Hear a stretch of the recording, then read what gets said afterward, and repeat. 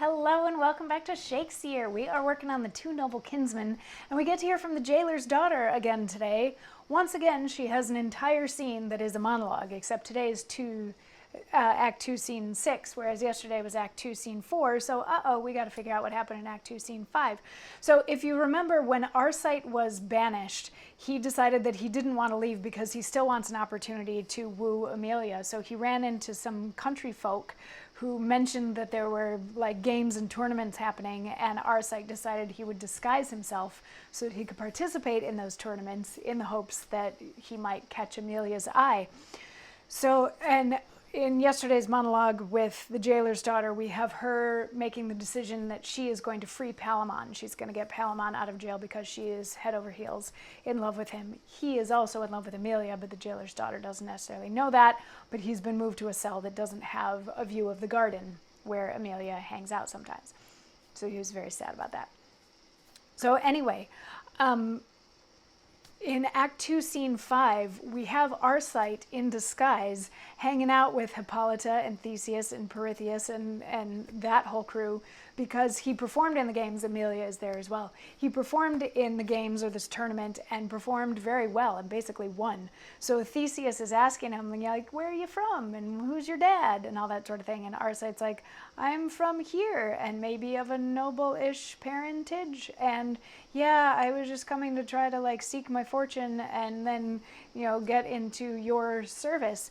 So Theseus tells Pirithous to give Arcite a job, and the job that he gives him is serve Emilia. So that all worked out pretty nicely in his respect, but they all have to, ride off because the next day they have to celebrate the rites of May or some such thing. So they all pick horses and they go off, and that's Act 2, Scene 5. So Act 2, Scene 6, the jailer's daughter is by herself once again, and she says, let all the dukes and all the devils roar. He is at liberty. I have ventured for him. And out I have brought him to a little wood a mile hence. I have sent him where a cedar, higher than all the rest, spreads like a plain fast by a brook.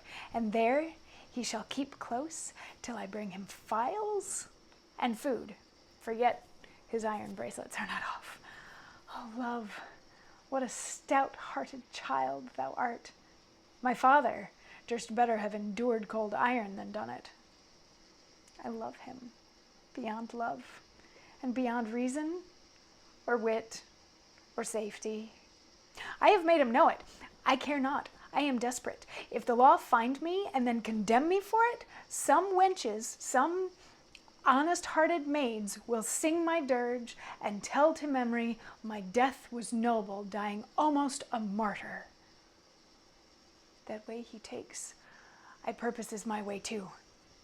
Sure, he cannot be so unmanly as to leave me here.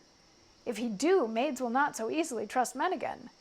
And yet, he has not thanked me for what I have done. No, not so much as kissed me. And that, methinks, is not so well. Nor scarcely could I persuade him to become a free man. He made such scruples of the wrong he did to me and to my father. Yet, I hope, when he considers more, this love of mine will take more root within him. Let him do what he will with me, so he use me kindly. For use me, so he shall, or I'll proclaim him, and to his face, no man.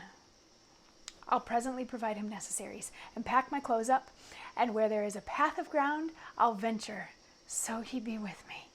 By him, like a shadow, I'll ever dwell. Within this hour, the hubbub will be all o'er the prison.